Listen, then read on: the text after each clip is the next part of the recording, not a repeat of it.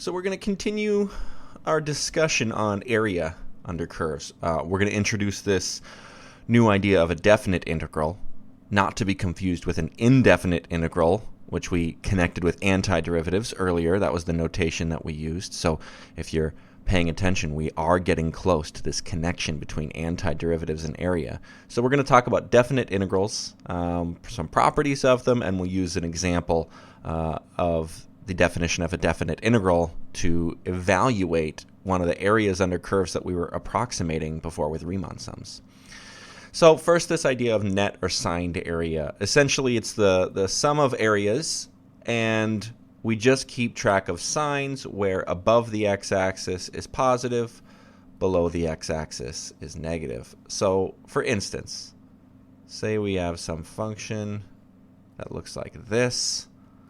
We'll call this A, and we'll call this B. The net area from A to B then says that all of this area here is positive, and all of this area here is negative. So we're not talking about the actual size of the shaded in regions connected together. We're instead assuming that this area is actually going to be kind of close to zero because this red negative area is going to subtract from there. The way to think about this is to just visualize Riemann sums and remember what we did with them.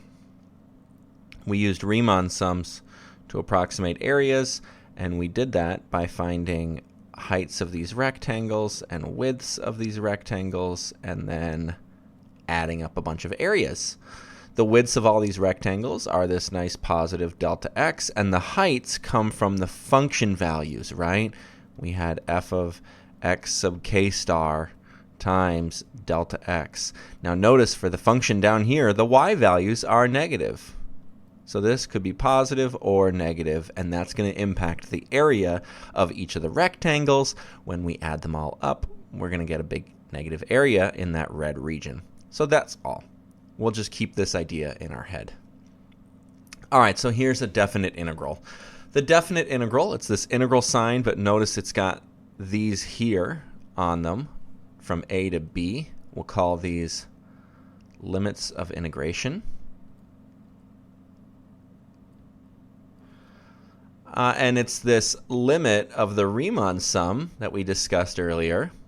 It's going to give us the net or signed area under f of x on this interval. So sometimes we'll say from x equals a to x equals b here. If the definite integral exists, then we say that the function is integrable. Notice that this has to be true for all the choices of x sub k star, left, right, middle, random, anything else on the partition. For us, this is with the regular partition, so this delta x is the same for all of those things. And notice that if we didn't have that, then we would have the same kind of thing, except we say delta is going to 0 in the limit. And that's basically meaning that all of the widths go to 0. For us, that's already happening because delta x is b minus a over n. So you can see that as n goes to infinity, our delta x does go to 0. And so, again, it's got to be all the same for different partitions. And also, it's going to have to go for all the different values of x sub k star to the same thing as well. The main idea is, like we ended our video with before, we're going to look at more small rectangles. An integrable function. So we set up here that if that definite integral exists, if that limit exists, we say the function is integrable. Well, here's a nice little conclusion that we can just come to really quickly. If the function is continuous on a closed interval, it's integrable. That definite integral does exist. But we don't just need that. It could be bounded and have only finite number of discontinuities. Here we mean no vertical asymptotes. That's what we mean by bounded. And so essentially, here's the picture you can have in your head. If we have some sort of a function here from A to B,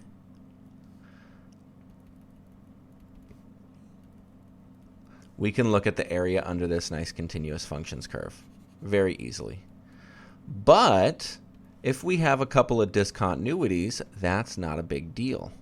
Because what we'll find is that we could just cut this up, find the area on either side, and add that up. And you can do this for a whole bunch of discontinuities. Now, if you have an infinite number of discontinuities, like if, say, we have some sort of a gap, then things become a little bit trickier to deal with, and we won't mess with that too much. So, one other thing to note is that just because a function is integrable, it doesn't mean that it's easy to find. It's just that that definite integral actually exists, and you could find it. Sometimes it's not easy, though. Also, note that if you have some straight line functions here, things are pretty easy. So let's just take a look at some function. We'll say, oops, let me get rid of this straight line thing. We're going to look at an integral of negative x plus 3 from 0 to 2. Our function starts up here at 0. And at 2, it's down here at 1.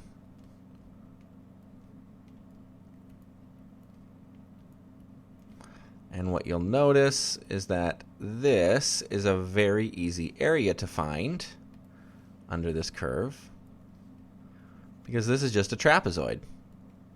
So we could cut it up into a rectangle and a triangle if you want, or you can look up the area for a trapezoid, no big deal, but this isn't that hard. If you've got straight line shapes, you can do this.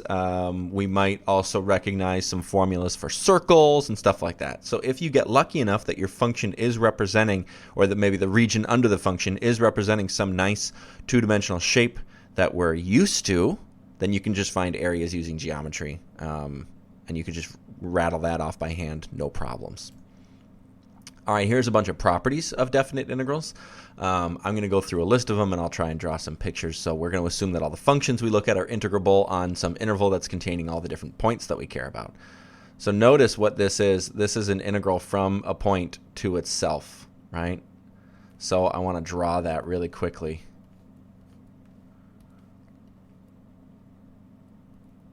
We're looking at the area under a single point. It should make sense to us that the area under a single point is 0. Oh no, this is wrong. Whoops. Let me fix this. There we go. If you reverse the limits of integration, you reverse the area. The area becomes negative. So again, I'll draw my function.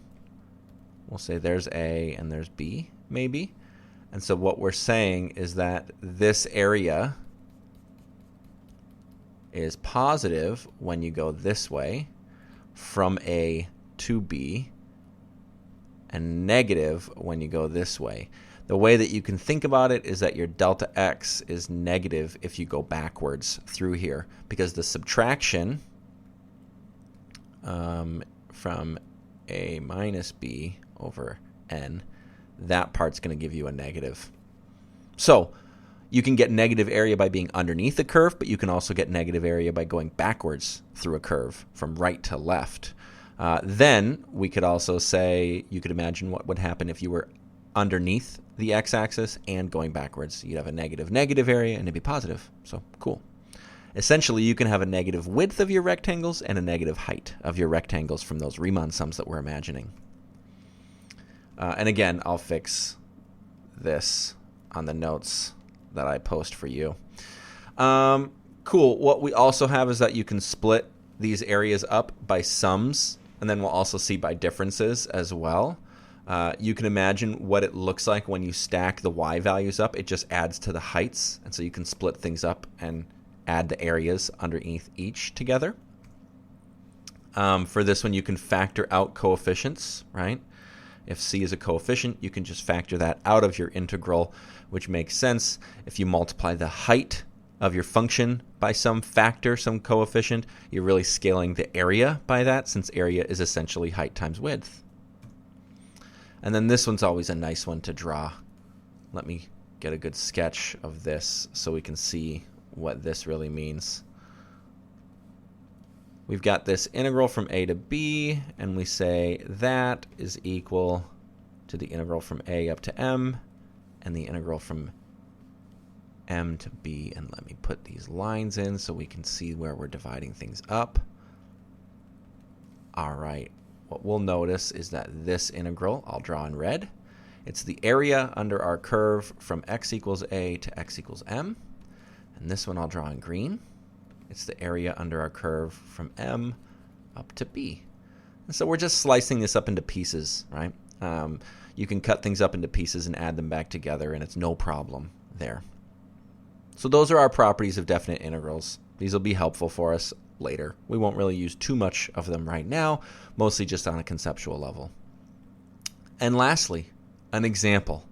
So what we're going to do is we are going to mess with this definition, the integral from a to b of f of x dx. This area under our curve is equal to, for us, we're going to use this limit as n goes to infinity of the sum from k equals 1 to n of f of x sub k star delta x. We're going to use the regular partition where all of our widths are the same, so we'll just let n, the number of rectangles, go off to infinity.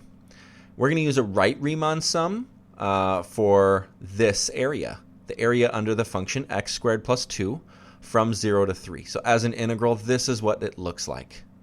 We're going to use a right Riemann sum, so let's just start drawing a couple of things. First, we can find delta x. Delta x is going to be b minus a over n. We can see that's 3 minus 0 over n, so we have 3 over n for delta x. This is new. We used to just have an actual fixed value for the width, but it should make sense. Our width is going to depend on n, the number of rectangles. Then what we might want to do is set up our partition. This can be tricky. We're going to go from 0 to 3, and you're going to notice that our first value is going to be 3 over n, and then we'll have 6 over n, and then 9 over n, etc., etc., etc. We're counting up by delta n's, and notice that for the right Riemann sum, we're grabbing all of these values. So we'll use 3 over n plus delta x n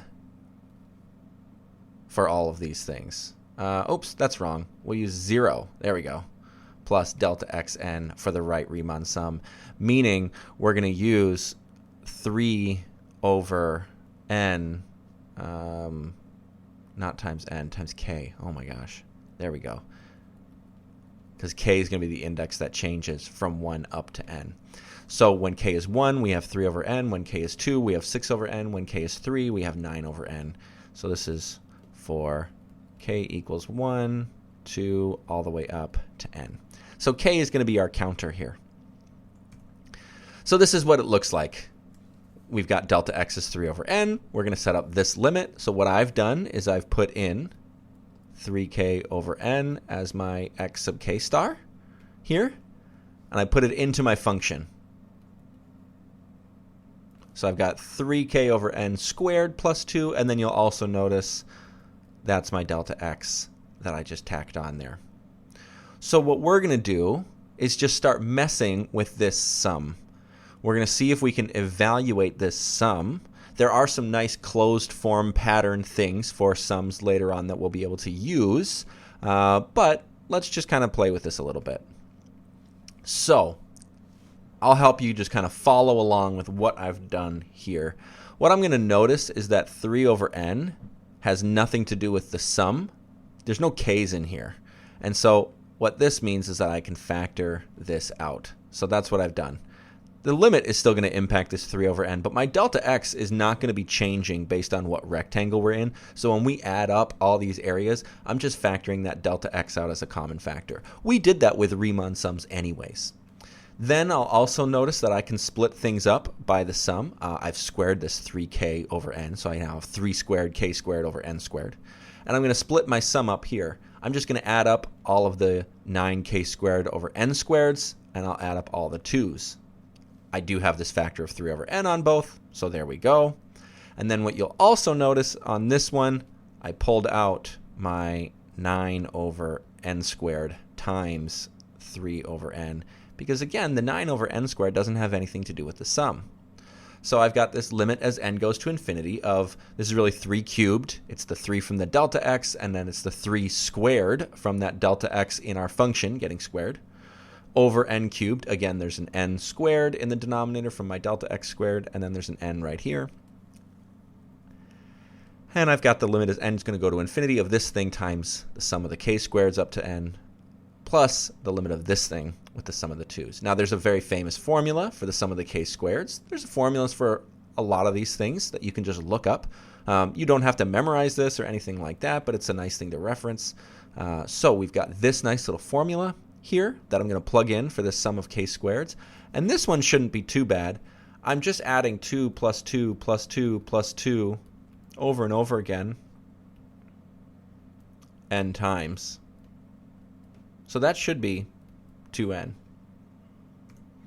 So there we go. I've put in my formula here. I put in my 2n here.